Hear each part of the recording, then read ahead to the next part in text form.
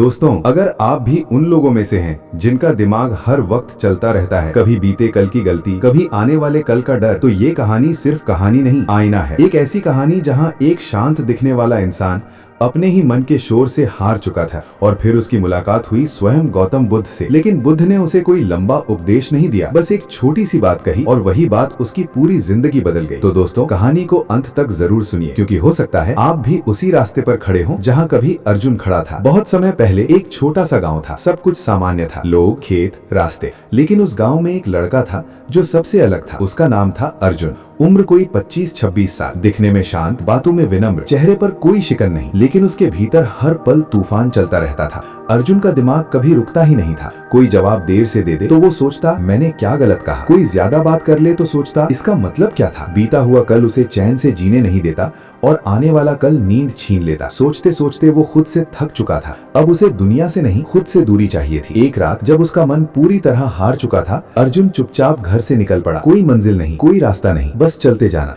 मन में एक ही सवाल था, क्या इस सोच से कभी मुक्ति मिलेगी? तभी गांव के पास एक जंगल में पीपल के पेड़ के नीचे उसकी नजर पड़ी। वो पेड़ साधारण था, लेकिन उसके नीचे बैठा इंसान असाधारण। गेरुआ वस्त्र, आंखें आधी बंद और चेहरे पर ऐसी शांति मानो इस दुनिया की कोई चिंता ही ना हो। अर्जुन वहीं रुक गया। कुछ था उस चेहरे में जो बरसों से भटके उसके मन को पहली बार थाम रहा था। बिना सवाल जवाब कुछ देर तक दोनों खामोश रहे। फिर उस व्यक्ति ने बिना आंखें खोले कहा, तुम बहुत थके हुए लगते हो, मन से भी और जीवन से भी। अर्जुन चौंक गया। उसने तो कुछ कहा ही नहीं था। आपको कैसे पता? उसने हिम्मत करके पूछा। वो व्यक्ति मुस्कुराया। वो मुस्कान न दया थी, न अफसोस, बस अपनापन। जिस बोझ को तुम उठाए फिरते हो वो तुम्हारा है ही नहीं, पर तुम उसे सच मान बैठे हो। अर्जुन समझ नहीं पाया, पर भीतर कुछ हिल गया। बुद्ध ने पास पड़ा एक पत्थर उठाया और अर्जुन को दे दिया। इसे पकड़ो। अर्जुन ने पकड़ा। कुछ देर बाद बुद्ध बोले, थकान हो रही है? हाँ, अर्जुन बोला। बुद्ध शांत स्वर में बोले, क्योंकि ये तुम्हारा नहीं है, फिर भी तुम इसे पकड़े हुए हो, ठीक वैसे ही जैसे तुम हर विचार को पकड़ लेते हो। उस पल अर्जुन की आंखें भर आईं। अर्जुन ने पूछा, अगर मैं हर सोच छोड़ दूं तो क्या मैं पत्थर बन जाऊंगा? बुद्ध ने जमीन से एक सूखा पत्ता उठाया। ये पत्ता हवा के साथ बहता है, क्या यही बनना है? फिर बोले, सोचना समस्या नहीं है, सोच को पकड़ लेना समस्या है। विचार आएंगे, पर तुम उनके पीछे क्यों भागते हो? और फिर वो वाक्य, जैसे आसमान में बादल आते जाते हैं